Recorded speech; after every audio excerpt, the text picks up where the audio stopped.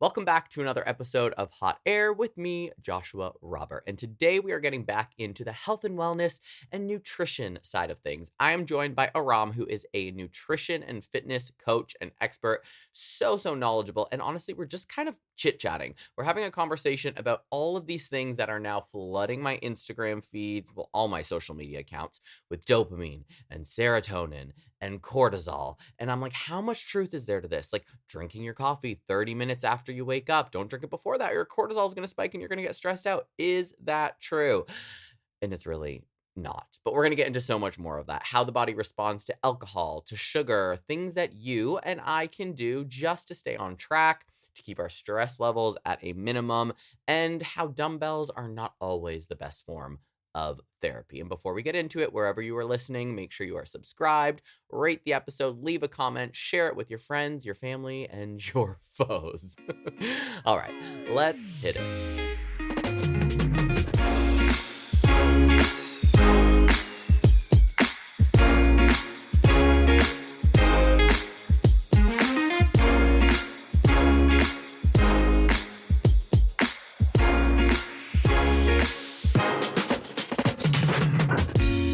Well, ladies and gentlemen, this is the first for Hot Air. We have our first male guest.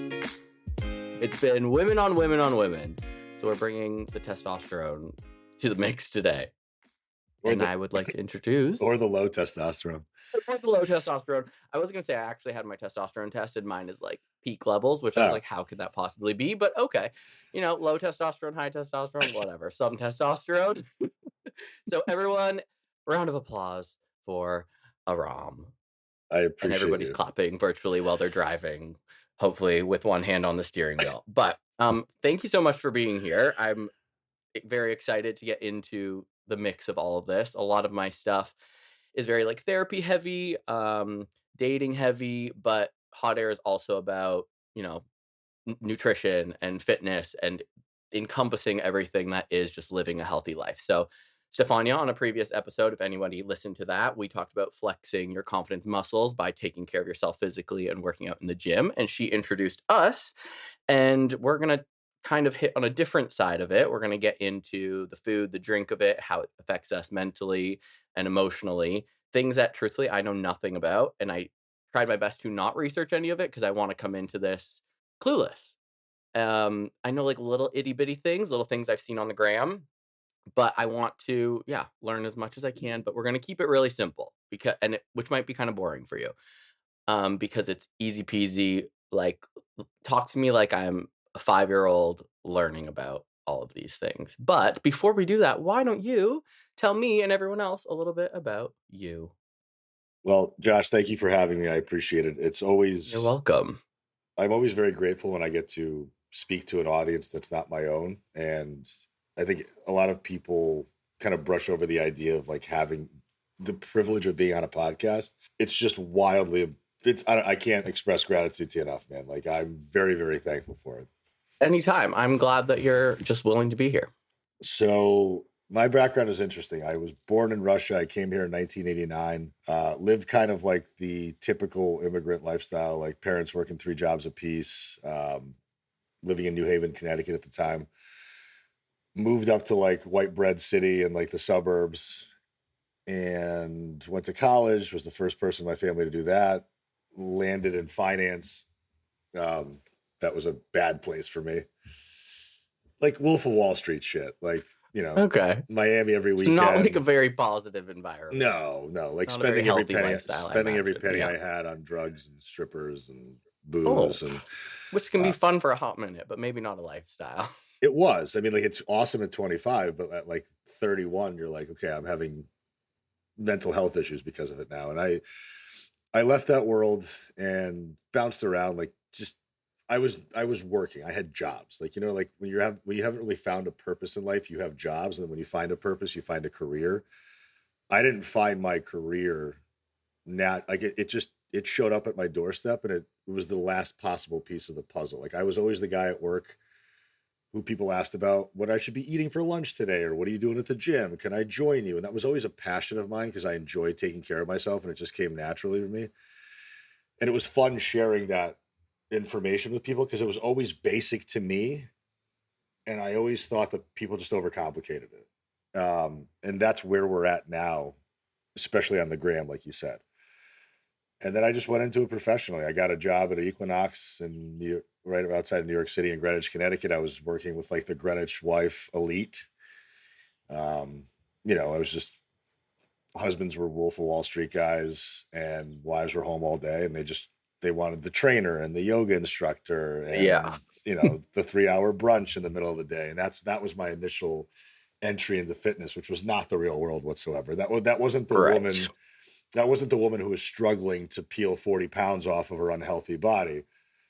That was the 110-pound woman with the fake tits who wanted to be 104 pounds. And it just wasn't an environment that I was in agreement with. Right. Because that's not healthcare to me. That's a body image problem. That's a relationship with food problem. That's a psychology issue that needs to be dealt with and just hasn't. So I got out of that side of the business, learned everything I could about nutrition, behavioral psychology, and started nutrition coaching people remotely, and moved to California in 21, went fully remote, and 600 clients later, I host an event to educate coaches once a year. It's called the Real Coaches Summit. I'm very heavy on education. I'm very heavy on empowering people with education. And I'm just tired of watching people get misinformed. Hmm. So your main focus is nutrition, I would say it's a or mixture between fitness, nutrition, mindset work, because it all one feeds the next. Like you can't comply to a nutritional protocol or to a fitness program if your head's not screwed on straight. If you're dealing with debilitating eating disorders, or if you have a horrible relationship with food, if your body image is just completely awful and unreasonable, I don't care how good of a coach I am or how good the plan is, you're not going to be able to follow it, because you're going to be so emotionally reactive and so down on yourself and hard on yourself that you're going to make it much worse for yourself than you need it to be. So I have to tease out and help people with those problems first before we start getting into macros and calories and sets and reps. Like it's all being done simultaneously. right. But the emphasis is like, let's get your mental health, your time management figured out first. And then we can really get good at the other technical stuff. Right. And when you were the person in the office that people were coming to for nutrition or workout advice, where were you getting your information? Because that was before you were in the industry. So how did you educate yourself? The old school way. Forums online, Books? Okay. books. I was lucky enough to just always have kind of like a white belt curious brain. Hmm. And I never took like, I don't know for an answer. So like if somebody didn't know something that I asked them a question about, or if I knew that somebody did know the answer to a question, I would ask them where they learned it from. Right. So if they're like, hey, this book was amazing, or this person is amazing, look them up, I would just go down that, like the same way you go down the Spotify rabbit hole, I would go down the Yeah. educational rabbit hole. Like I would find the Yeah. author or the professor of the person who wrote the book, and I would just nerd out. And then obviously formal education came after that. And now it's just anybody can access anything at any moment. And there's just almost too much information now. Hmm.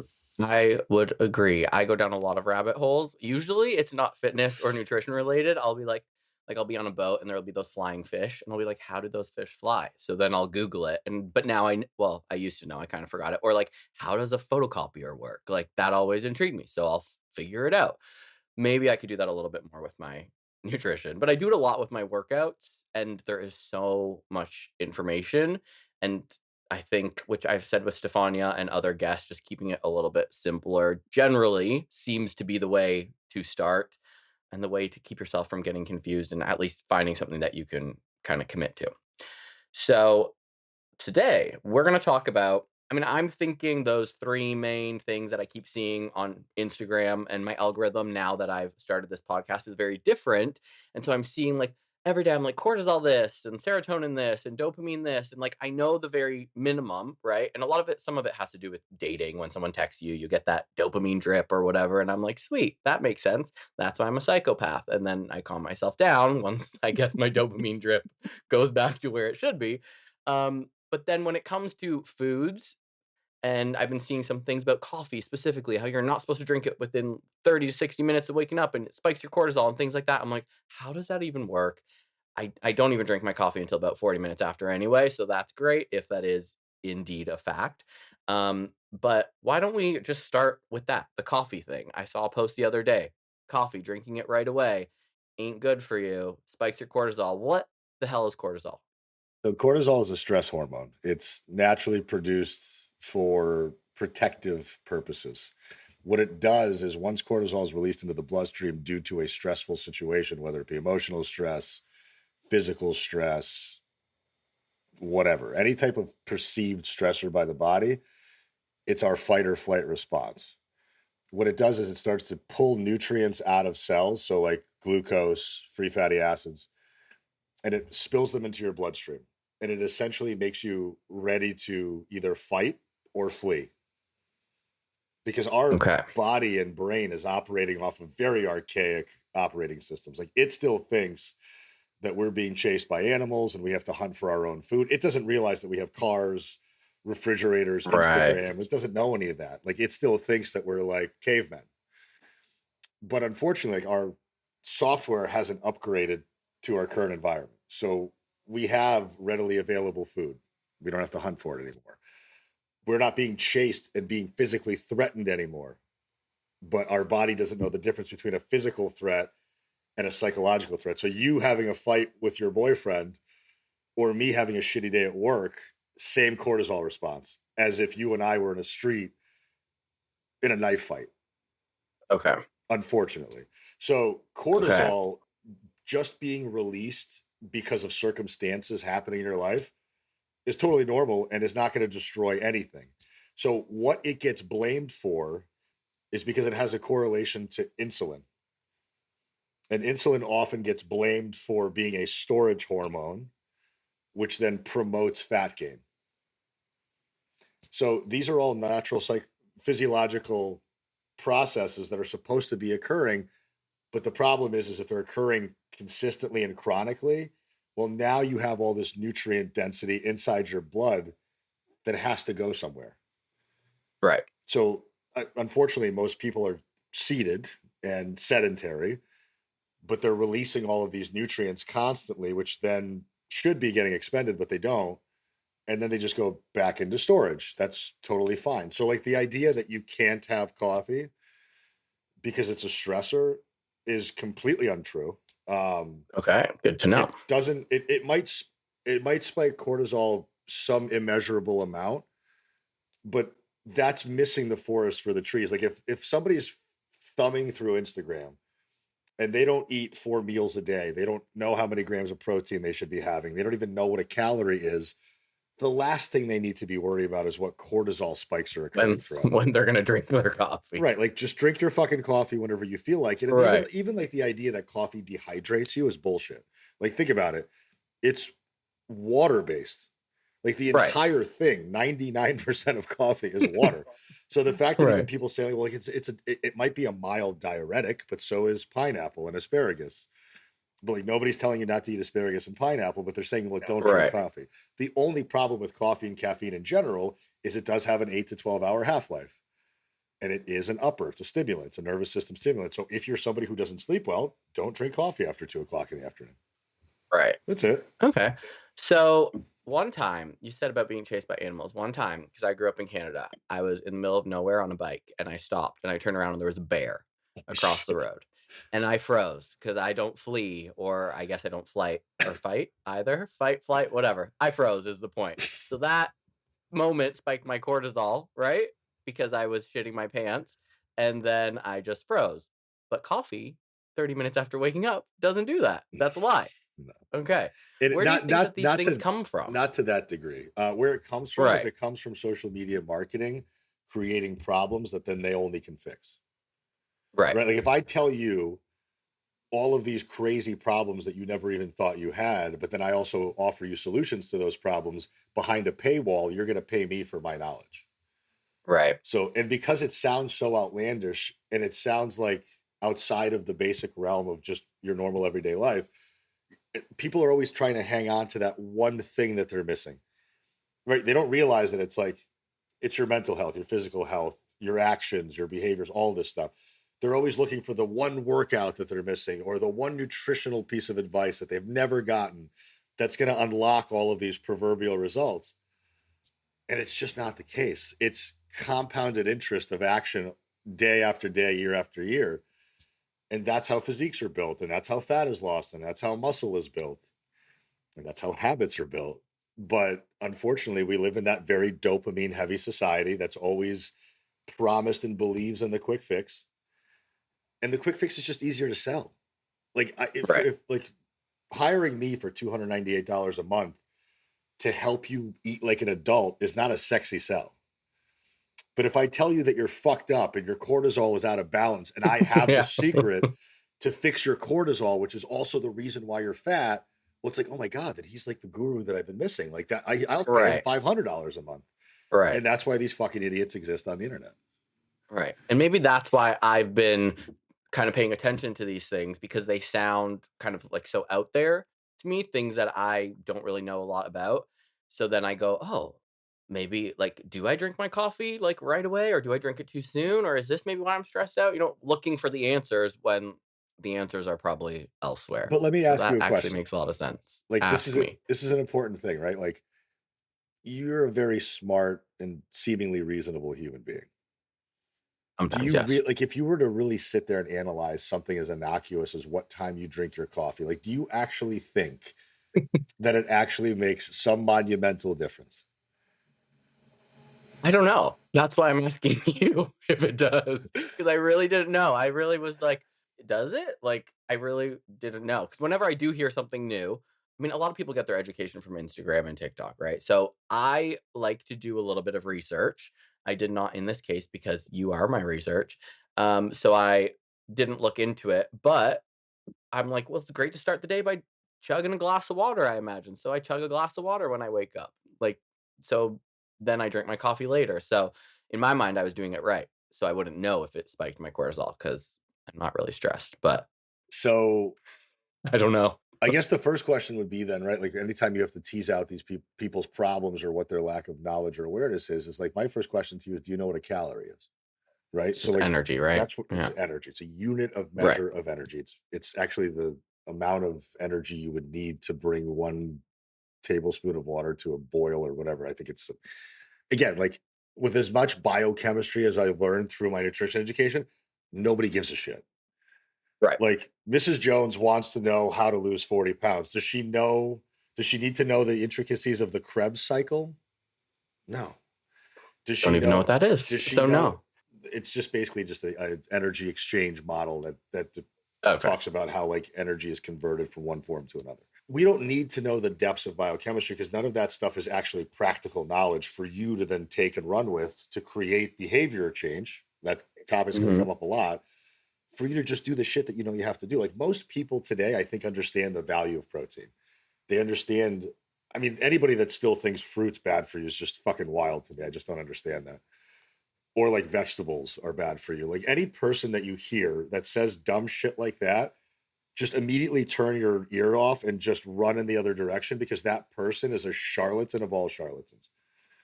Like Right. anybody that tells you fruit is bad for you or fruit makes you fat or vegetables have chemicals in them that make you get fat or whatever else, they're just completely assholes. Like these are just people who are trying to separate themselves from the pack and be so sensational and outside of the realm that they seem like experts Right. because the basics are the only thing that work. There is no biohack to anything. Like, sure, if you have the money for like peptides and steroids and all this other shit, yeah, that stuff works. And there's a reason why most of it's illegal, right? Like, Hmm. I've been on performance enhancing drugs, they work, but they come at a price, Right. right? Like loss of libido, like acne, all sorts of crazy shit that you don't want to go through for what? For the 3 pounds of muscle you're going to gain?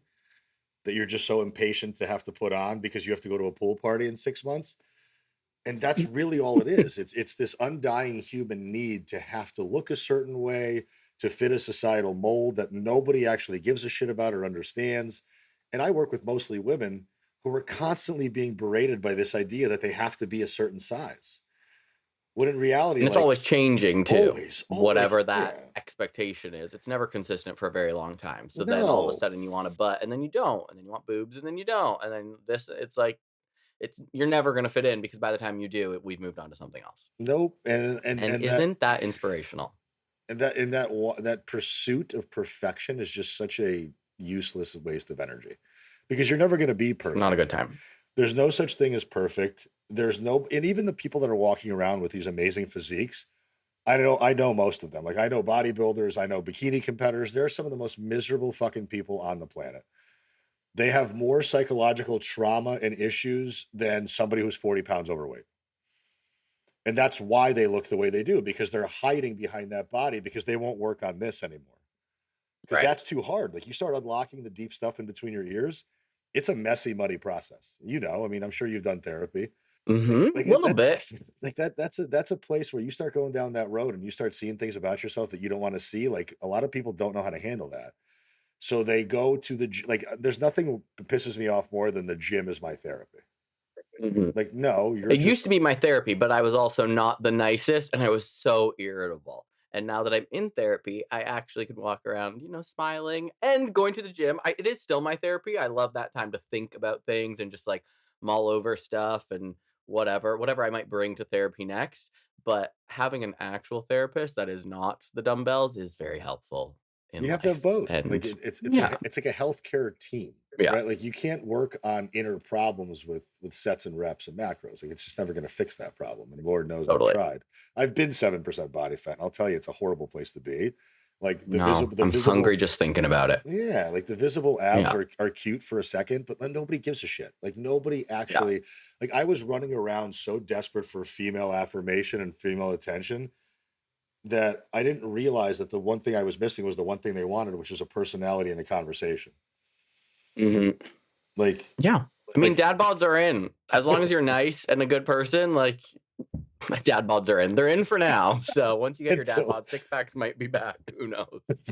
Okay, this cortisol thing, let's wrap this up. Is yeah. there something, or is there a food or a drink or something that could spike your cortisol, that stress hormone? Is there something that people might be doing that they don't realize adds that level of stress that is just nutrition based? Or the opposite of that, is there something that can bring that down? Does that exist?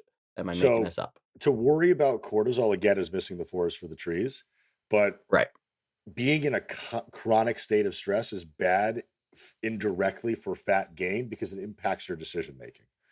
So, like Right. somebody who doesn't manage their stress from their family life or their relationships or their work is probably going to be prone to making shittier, more impulsive decisions or soothing their stress with food and drink. So, it's not that the cortisol is making you fat, it's that cortisol is changing brain I chemistry see. and changing emotional reactivity or stress response to then make you want to soothe that stress response.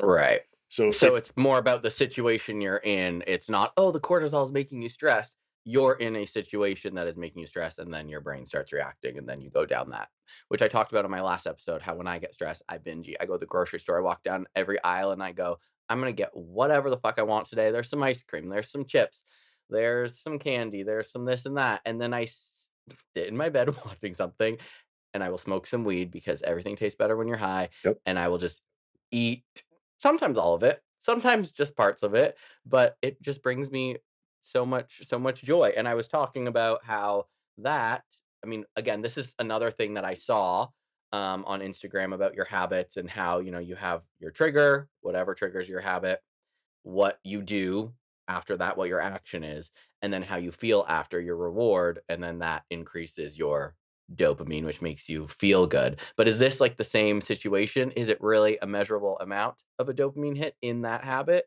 Is this the same as cortisol when you're like having coffee in the morning? It might spike your cortisol, but it's so immeasurable that it's really not that significant of a thing to happen. It's not going to make you super stressed out because you're having your coffee early. Is this the same with like your reward from a habit, your dopamine levels? Do they spike up? They do. I mean, that's why like if you think about the basis of what a human being is, we're not really much different than animals. We run towards pleasure and we run away from pain.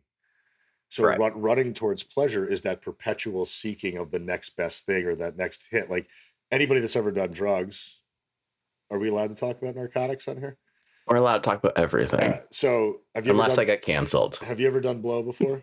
twice. Okay. So if you've ever Yes. done blow, Didn't anybody's love it. listening, some people don't love it, which is rare. Most people love it.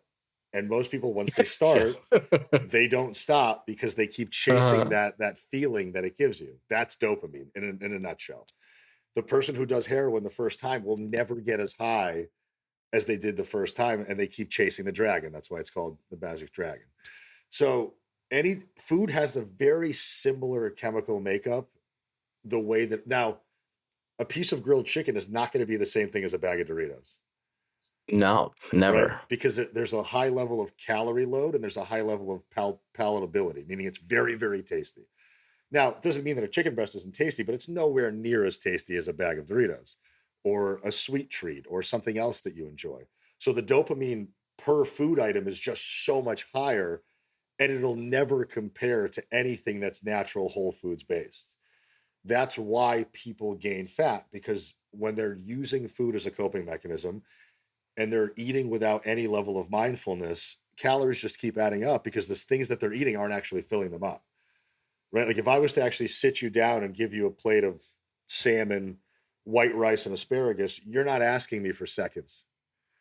Right. But if you and I go to Five Guys, you'll probably eat the burger and the fries and the milkshake, and then 2 hours later, you're like, "Fuck, let's go again." Right.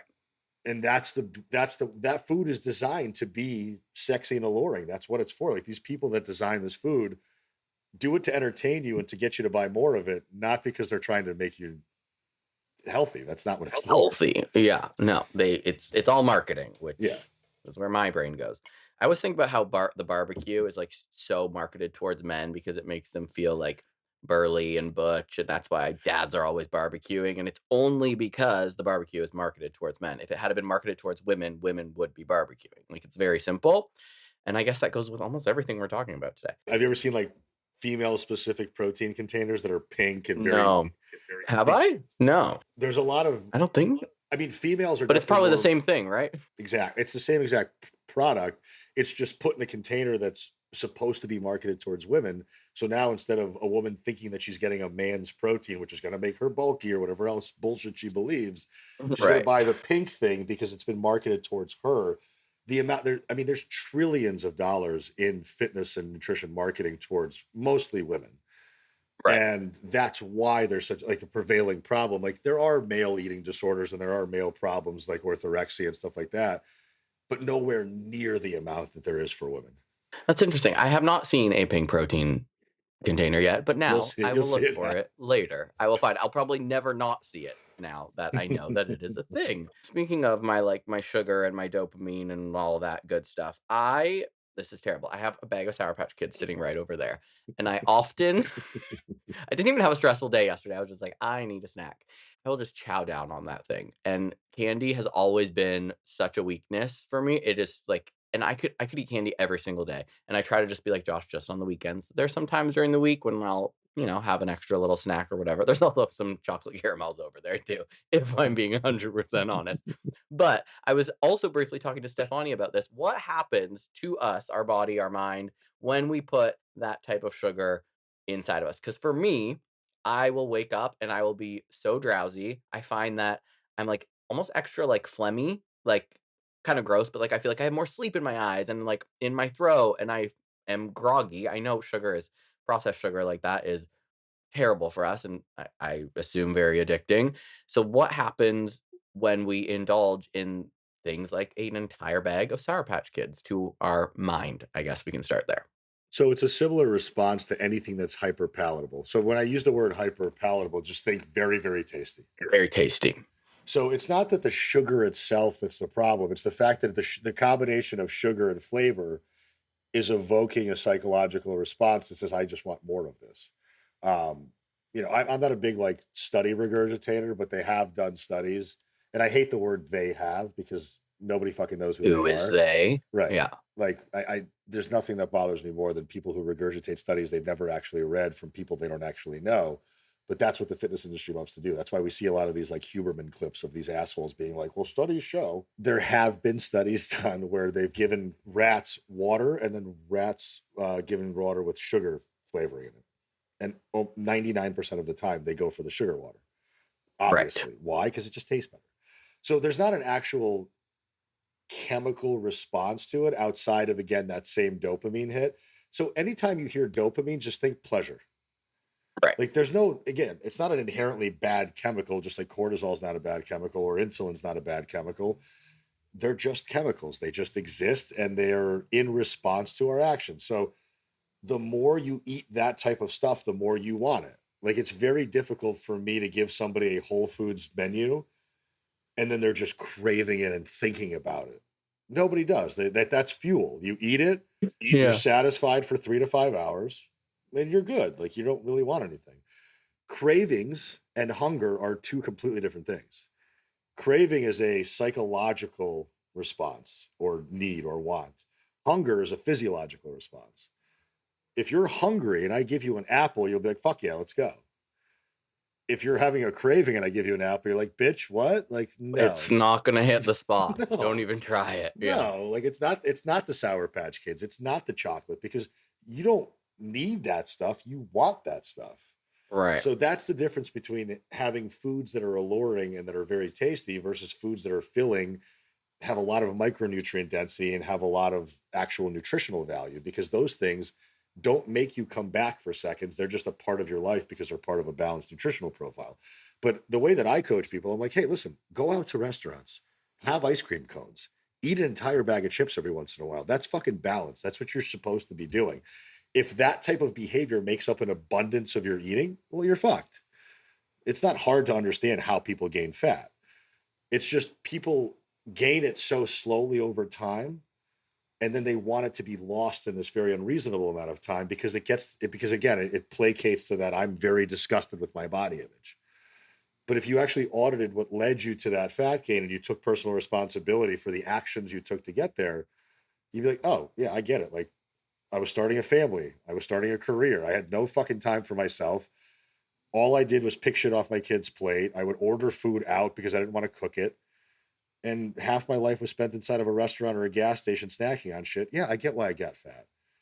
Like nobody who's cooking 4 meals a day and not going out to eat and not snacking on processed foods are going to get fat. It's just impossible. Like your brain just doesn't seek that stuff. You know, there's a cutoff switch as opposed to like, no, this tastes really good. I'm going to hit the bottom of the bag with my hand. Right. Okay, so let's say if you had a client, not I don't wanna give away any of your secrets, but say your client was me, There's and no he really secrets. loved Sour Patch Kids, and now it kinda makes more sense. It's kinda similar to the cortisol. We're not stressed out because of cortisol. We're in a stressful situation, and I'm not, quote, unquote, "addicted to my Sour Patch Kids because of the sugar." I like it because it tastes good, basically. So it's a lot simpler.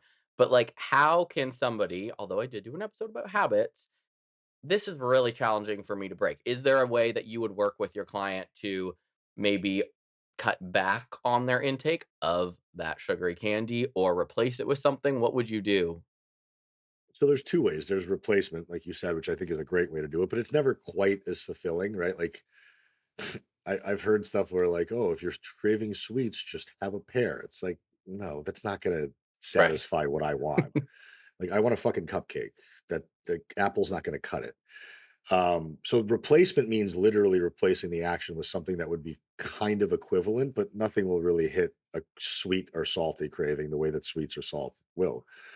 The better method is to have a portion control model towards it. So, like, let's say you bought that whole bag of Sour Patch Kids. The second you come home from the store, pull them out of the bag and put them into portion baggies Okay. and just throw them in your pantry and say, like, if I want them, I have to get off my ass and go get them. And But I will. I'm only gonna grab, but I'm only gonna grab one baggie at a Yeah. time. So Okay, separate them out. it's immediately putting a delay from action or from thought to action. So the second you can delay that, like, I need it so I can just get it response, right? That impulsivity, you're going to probably think a little bit harder about it and you're going to think a little bit more clearly about it.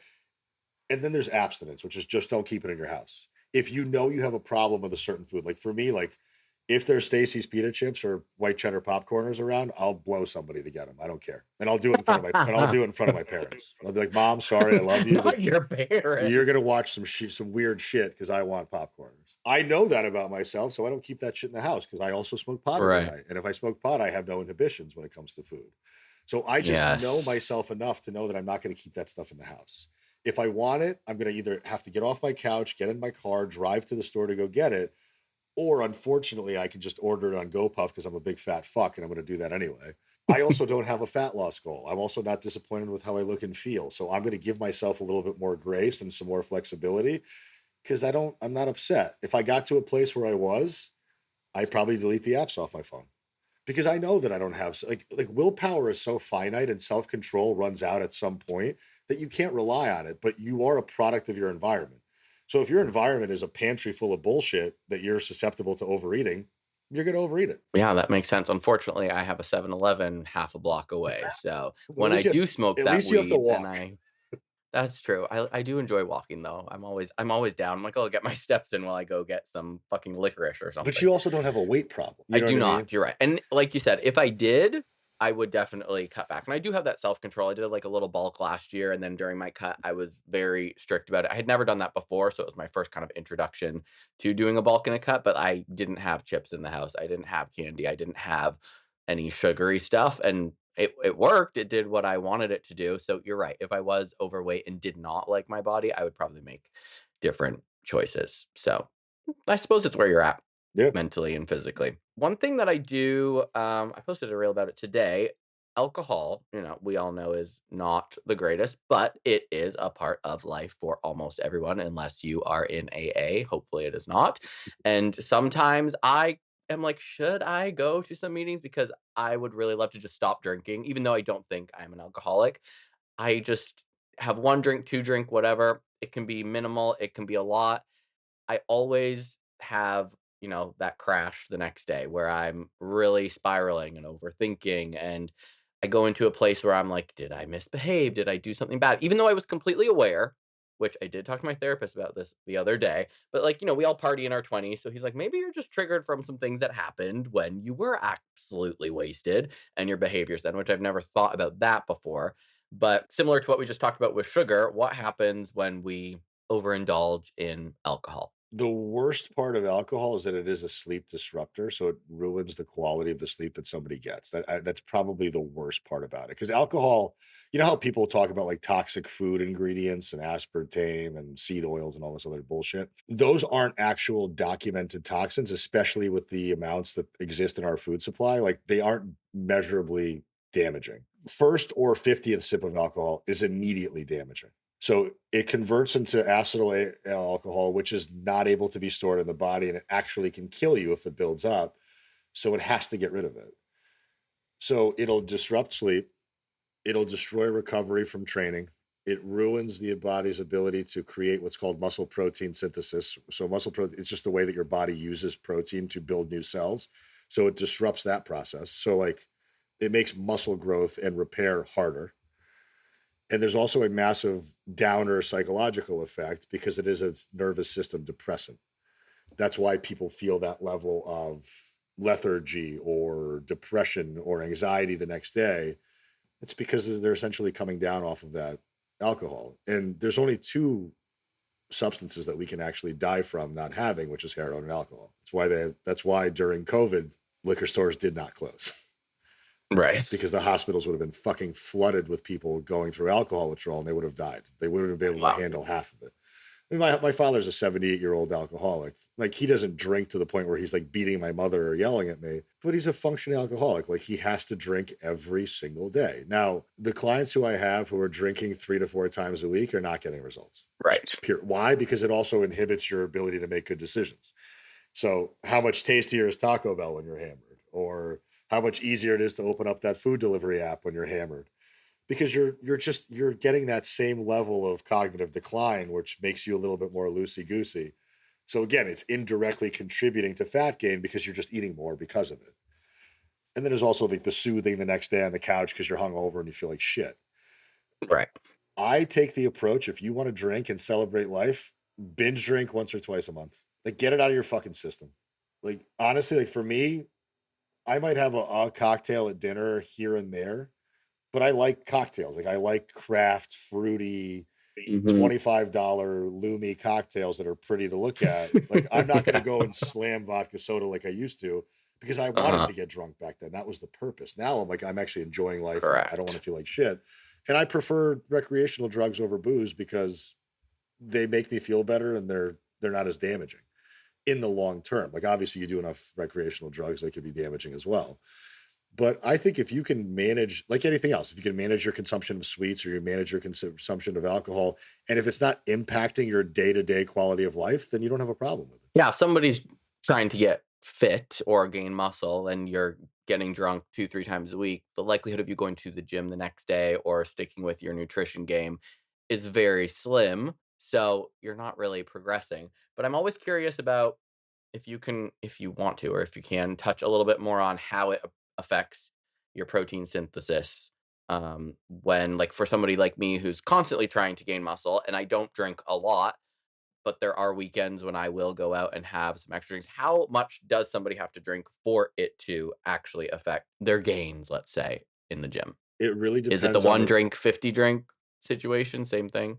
I mean, technically speaking, anything is going to start to have, like, even the first sip is already going to have some effect. But it really depends on the person's body size, the amount of muscle they have, how good their nutrition is, how good their recovery is, how good their sleep is, how hydrated they are, how much they move. Because a person that can process out alcohol faster than somebody else isn't going to have the same problems. And a lot of that has to do with genetics. Like I'm genetically, I'm lucky because I come from an Armenian Russian family and we're all alcoholics. So, I mean, I can go out like you and I, if we went out tonight, I can easily put down 10 drinks and I'm not in a No. position. I I could would probably, definitely die. I could probably still drive. Not a good idea, but I probably could. Not well, but Now, I mean, I spent my 20s drinking Wednesday to Sunday and doing an 8 ball of blow 3 nights a week. And I had no problem putting on muscle because the ability to eat and recover in my 20s was just higher. Now in my 40s, if I was to drink like that, I couldn't. There's just no way. I would be drunk for 4 days straight. And I wouldn't be able to recover for another 3 or 5 days after that. So there's just been again, there'd be no gym time, period. But like if you're able to still go and get stimulus to the muscle, right? You're still going to the gym. If you're still able to consume enough protein, technically you're not going to really have a problem. It's no different than people that are on Ozempic who are supposed to be losing muscle mass as long as they're training to some degree of intensity and eating protein enough to the point where they're getting enough protein, they're not going to have any problems. Is it not an optimal idea? what is side note, what is your opinion on Ozempic? Right tool for the right job, like for the right person. Like if you're 140 pounds and you want to be ripped by summer, then you're taking it for the wrong reasons. If you're a 275-pound woman with type 2 diabetes and cardiovascular disease that's going to kill you in 5 years, then absolutely fucking get on it.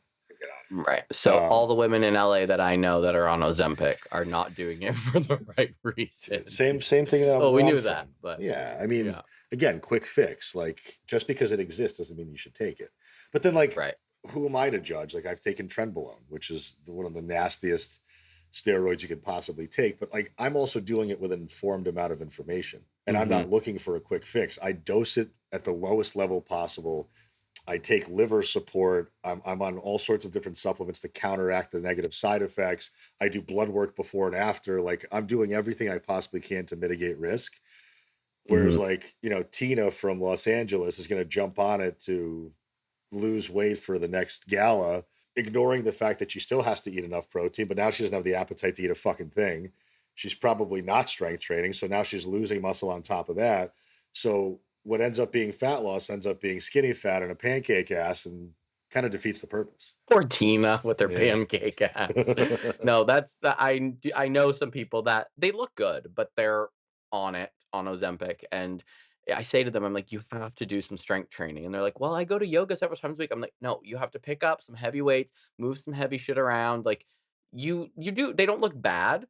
There are some that don't look great, but you have to have some muscle tone. Otherwise, your arm is just like a noodle. It's just this one weird half-cooked al dente noodle, I guess. I Not think even al al dente is dente. half-cooked, not even al dente. So it's interesting. A lot of the stuff we talked about today, I feel like almost like debunked in a way. Yeah. Like the things that I've been seeing from social media, cortisol. You're stressed out because you're cortisol. No, you're stressed out because you're stressed out in a Right. stressful situation. And then the cortisol does its thing. This thing with the sugar, the dopamine hits, the all of this stuff is all, you're right. It's just marketing to get these people to follow you on Instagram so that they, and it is a very quick fix. It's like, oh, if I don't drink my coffee right away, then I'm not going to be stressed out. And maybe it works psychologically. Maybe people think it is, but it's really not doing anything physically, which is, I feel like we debunked the entire world, the entire That's Instagram world. I'm like an anti-influencer, and I actually it bothers me that I have to be in a space that's so influential because like I have 46,000 followers. Like if I say something, people listen. But I Yeah. also have enough integrity to not say dumb shit. And I Right. don't need to oversell anything because I have a beautiful book of business because people trust me and I take care of each and every person. And it's not about how much money I can make, it's about how many lives I can impact. And the money comes eventually with it anyway. But I went to the Arnold a couple of months ago, and the amount of supplements being sold and the amount of 22-year-old kids with back knee walking around in there that are already taking 5 grams of test a week and waiting for 4 hours to get some fucking YouTuber's autograph. That's where the fitness industry is headed. And Yeah. it's clout chasing. It's how much more of affiliate codes can I sell so people can buy more young law bullshit. And it's lost every ounce of educational integrity or honesty because it's so easy to make money and there's no vetting process. Anybody can get into the fitness industry tomorrow. And after their initial certification, they're not required to do anything else. Right. No different than a doctor, kind of, if you think about it. Like doctors, once they get their MD, they don't really need to get any continuing education. They should. But like, I pride myself in being able to be slightly ahead of the game and knowing that I can debunk garbage like this. And unfortunately, the most people won't listen because most people are seeing what you're seeing. I don't see any of this stuff. Like the way that my algorithm is curated because of the stuff that I look at, like my explore page is dogs and food. I look at dogs and I look at food porn. That's all I look at. Like I don't see like a lot of my friends who are in the fitness industry have like large accounts, like 400,000 or 500,000. They spend a lot of time doing like the stitch content. And I think there's merit to that, especially like if you're a nutrition PhD and you're making a stitch video against cortisol. Well, yeah, you're going to empower people to make better choices. But there's also a lot of stitch content now that it's basically just like taking shit content off of TikTok and then just putting your own spin on it just to prop yourself on top of somebody else's shoulders. And that just to me, you lose authenticity, you've lost originality, and it's just not the way I want to do stuff, man. Yeah. So somebody like me who has this algorithm that is throwing all of this stuff that seems like quick fixes and fads and which we're now we know are not really facts, where would you suggest they divert their attention to, or where do people like me go, well, the people that don't have a podcast and someone like you to talk to other than listening to this episode, where can they learn more helpful tips along the lines of what we've been talking about? The easiest way to at least stay away from bad information, because finding good information is almost harder than staying away from bad information. True. It's easier to stay away from bad information because the more ridiculous it sounds, or the more out of left field it sounds, the more ridiculous it probably is. So if it's like, if you see the word cleanse or detox, run. I mean, and the first time somebody uses that, they've already lost credibility. So anything else they say after that is they could say something intelligent afterwards, but they've already solidified to me that they don't care about you. So like things like detox, cleanse, toxin removal, uh, chemicals in food, stay away from XYZ food because it's got chemicals in it. Um, buy my 21-day fix or buy my 12-week transformation. That's the stuff that the second you see that type of marketing, that's purely marketing and just stay away. As far as good information, I'll give you 2 books that every one of your audience members can read, and they'll have more knowledge about nutrition than anybody else on the planet. So there's a book called Burn by Herman Ponzer. It basically goes through the evolution of the human metabolism and talks about what the human metabolism actually is and how it functions. Couple of holes in his research, but it's pretty good overall. The better book to read for everybody on the planet is called The Hungry Brain by Stefan Guyenet. probably the best book you'll ever read to understand the psychology of eating. And if you read both of those books, you'll never believe anything on Instagram ever again. Hey, sweet. Well, I'll be adding that to my list next. I guess in closing, a lot of this is more mental than it is actually reaching for the Sour Patch Kids and considering when and when not to drink your coffee. Those are my two main points. It's about your living situation, how you feel about yourself mentally. Gym is not your therapy. A therapist should be your therapy. And then the gym can be like your second therapy. But doesn't really gonna matter how we feel, or it's gonna matter how we feel on the inside. It's not gonna matter how we look on the outside if we feel like shit in our noggin. Do you want the hierarchy? I can give you the hierarchy in 12 seconds. Give it. So, number one priority is understand where your calorie intake needs are. And the easiest way to do that, not the easiest, but the most direct way to do that is to weigh and measure your food for at least a month. Like put everything you eat on a scale outside of obviously restaurant meals, which you can't, but weigh and measure what you eat and use an app like MyFitnessPal or Chronometer or Macro Factor. There's a million and ones. Chronometer is my favorite one. It's what I use with my clients. I find it to be the most accurate. But do that for a month and track your trends of weight during that time. So let's say, for example, you start on June 1st, you finish on June 30th, and you notice that after the month, your weight doesn't move much. Average out whatever the calories were over that time, and that's probably what your maintenance is, plus or minus 100 on either side. So if you want to lose weight, chop 20% off that number and see how it goes. Like it's trial and error, but be honest, because a lot of people don't track their food honestly. Like weigh your food in grams. Don't use measuring cups or volume. Use actual weight in grams and understand how to read a nutrition label. So, like when you look at a nutrition label, there's total calories for the serving size allotted. That's the part that a lot of people miss. Like, make sure it's actually to that serving size. Look at total fat. Look at total carbs. Don't worry about sugar. Don't worry about, I mean, obviously, fiber, you want to have some. And then look at total protein. So, the number that's the highest between those three is what that food is a source of. So, if you're looking for a Okay. protein source, look for the protein to be the highest number. If you're looking for a fat source, look for fat to be the highest number. Carbs, same thing. Once you understand calories, then it's about, do I understand how much protein I need? Typically, somewhere about zero point 0.8, so 80%, or 100% of your desired body weight. So if you're 200 pounds and you want to be 150, eat about 150 grams of protein. So that's that number. And that's a set it and forget it. That doesn't need to change much. And then once you have that figured out, figure out a meal frequency for you that makes sense. So what I recommend for most people is 4 meals a day because that seems to align with their being awake cycle.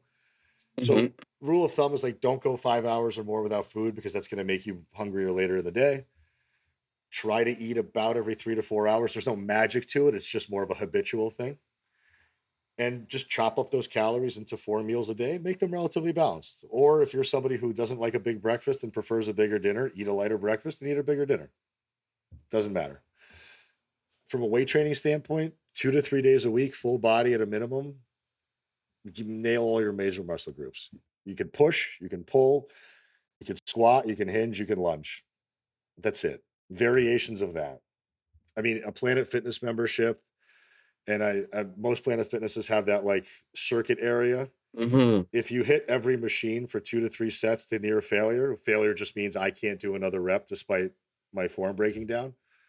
That covers your base there at a very bare minimum. Get 8 to 10,000 steps a day. Drink half your body weight in ounces of water. Have a sleep time and a bedtime, or a sleep time and a morning time wake up that's relatively consistent. Like try not to go to bed after 11 and then wake up whenever you wake up. That's it. Like you do that shit and it's very hard to be unhealthy. It seems simple, and like I could keep going and going and going, but then we're going to be on a very different topic. But I feel like a lot of people don't want to do the apps. They don't want to use MyFitnessPal or Right. the one that you mentioned. They don't want to track their calories. Like any of my clients at the club, I literally say just use MyFitnessPal, just even just for a week, just to see Yeah. what Just you're eating, what like just so we can figure out where you are at. And nobody ever wants to do it. And I love using the apps to track things, but maybe I don't know, maybe I'm a little bit more committed, and maybe a topic for another episode. But all those last little things, I think a lot of people don't want to do. And that's the problem. So then they go to the Instagram where they find the quick fix or the fads or the diets or the things that are not long term. And Yeah, it I should be mean, a long term lifestyle. Otherwise, you're not going to be committed and you're not going to get your results and you're not most likely not going to be healthy. it's gonna bleed into your quality of life at some point. Like, it starts off as Right. like a aesthetic issue, but then it turns into a quality of life mental health problem, which then can also manifest as an actual longevity problem. Mhm. And eventually it turns into a health concern. Obviously, like, not every we have an obesity issue in America, but we really have more of an under muscle issue. Like, more people, like, yes, everybody's kind of fat, but most people are just weak and under muscle. That's really the thing that kills them first. It's not the fat that kills them. Like, my mother's a perfect example. She's 79 years old and she almost can't stand by herself anymore because her legs can't support her weight. Right. But Right. if she squatted for the last 20 years, she'd be fine. Right. And they're like, oh, I might have knee pain. So my doctor tells me not to squat. Well, your doctor's not an orthopedic surgeon. And not doing something is the worst answer you can have. Train around pain. Yeah. I You mean, got to do something about it. something. Even just Anything. like walking is such a low hanging fruit that people don't do enough of. And Hmm. you're going to burn more calories on a daily basis from your non exercise activity than your exercise activity ever will. Like, people grossly overestimate how many calories they burn, and they grossly underestimate how many calories they eat. That's it. Yeah. Well, I think that's a great place to stop because otherwise we're going to go for another hour and I'm sweating. I don't know about you, but I got a sweat mustache. My Sour Patch Kids are calling my name. So, and my dog is scratching at the door as Uh, promised. But I would love to thank you. Thank you so much for sharing all of your information. I actually feel like I learned a lot. And I'm glad that we had this chat because I was starting to really overthink a lot of the things that I was seeing. Even though I work in the fitness industry, it's very easy to get pulled into all of these crazy details that are floating around the 700 million apps. And again, just like I said with Stefania, just keeping things simpler, it's almost the best way to go about everything that we just talked about. yeah. No, I appreciate it. If Yeah. anybody ever has any questions, if anybody from your audience wants to shoot me a DM on Instagram, I don't charge to get on phone calls. I don't have a consultation fee. If you want to, you can talk to me for an hour. I don't care. It's at 4 weeks to the beach. The number's 4 and the number 2. Love it. So anybody that needs me, shoot me a DM. I'm happy to chat with you. Yeah. And anybody listening, we'll make sure we put that information in the description of the episode. Be tagging you on lots of Instagrams as this episode comes out so they'll know where to find you. Thank you very much, Josh. I Love it. Well, appreciate it. thank you And so much. I appreciate your time. make sure to share your Sour Patch Kids. With my dog. No, they're mine. I'm a greedy candy eater. All right. Thank you. And hopefully Thanks, we'll do man. this again. Always here.